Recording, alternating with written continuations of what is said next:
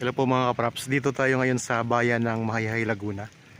Itong property na i-offer ko sa inyo mga kapraps, itong nakikita nyo po. Ang frontage nito, ito mga kapraps, simula dito sa punong ito hanggang doon po sa gate. Estimated lang po mga nasa mahigit 40 meters ang frontage nito. Tabing main road mga kapraps. Itong kalsada na to, ito yung way o kalsada ng Mahayhay to Magdalena Road to mga kapraps. Ang direksyon na to, yan po ay papunta po yan sa town proper ng Mahayhay. Nasa 3 to 4 minutes travel time lang po ang distansya sa town proper ng Mahayhay. Tapos dito naman po sa kabila, ito naman po ang direksyon papunta sa town proper ng Magdalena. Nasa 10 minutes travel time ang distansya po papunta sa Magdalena.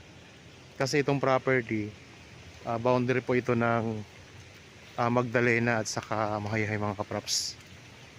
Ibig kong sabihin, ang Magdalena at Mahayhay ay magkatabi lang.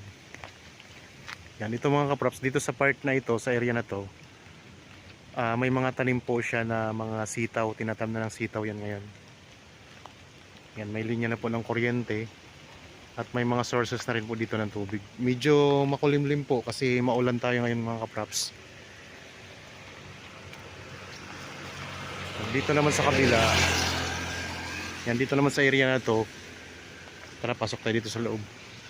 Sa area na to mga kapraps, tinatam na naman po ngayon ng mga kamote. Yan, kamoting baging yan mga kapraps. Kasi yan naman po ang mga sitaw. Meron na rin kayo ditong kapitbahay mga kapraps.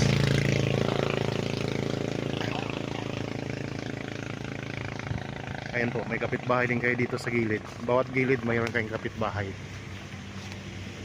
Kung mahilig kayo magtanim ng mga gulay, ayan, perfect po ito mga kapraps.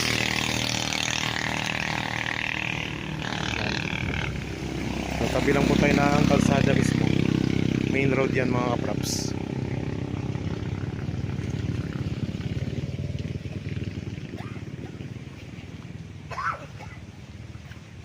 Maraming mga tanim na kamuting baging mga kapraps.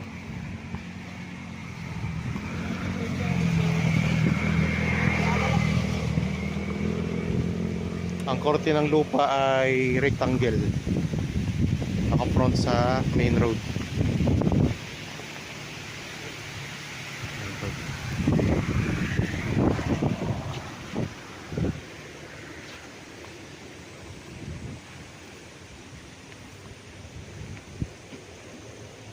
Yan, para siyang hagdan-hagdan. Tingnan mga kapraps, dito naka-elevate, dito naman, tapos doon naka-elevate din tayo doon. Pahagdan-hagdan mga kapraps.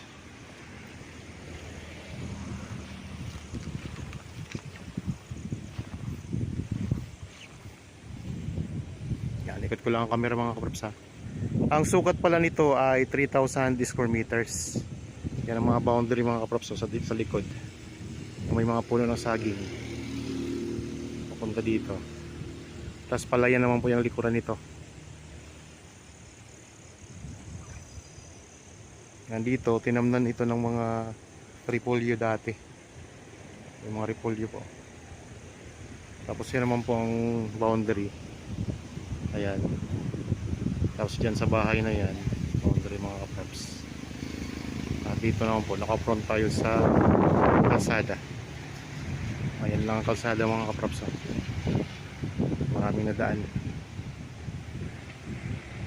Yan yung harapan ng property, may mga puno na malaki.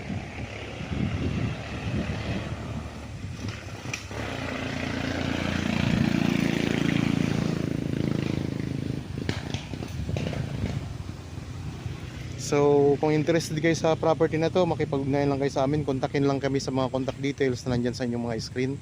Pwede po sa Viber, cellphone number, Facebook Messenger at saka WhatsApp mga kapraps. Yan, tabing kalsada lang tayo mga kapraps ha.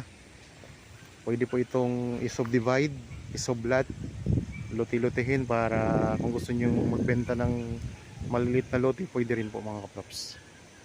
Mas mataas po ang presyo kapag nakaluti-luti na ito. Tabing-tabing kalsada po, napakaganda nito. Okay mga kaprap, sana nagustuhan nyo itong property na in-offer ko. Sa mga bago pa lang po sa aking channel at napadaan lang dito sa aking channel, huwag nyo pong kalimutang mag-subscribe at pindutin na rin po ang notification bell para maging updated kayo sa mga bagong property na i-offer namin. Yan, maraming salamat po, lagi tayong mag-iingat at God bless po sa ating lahat mga kapraps.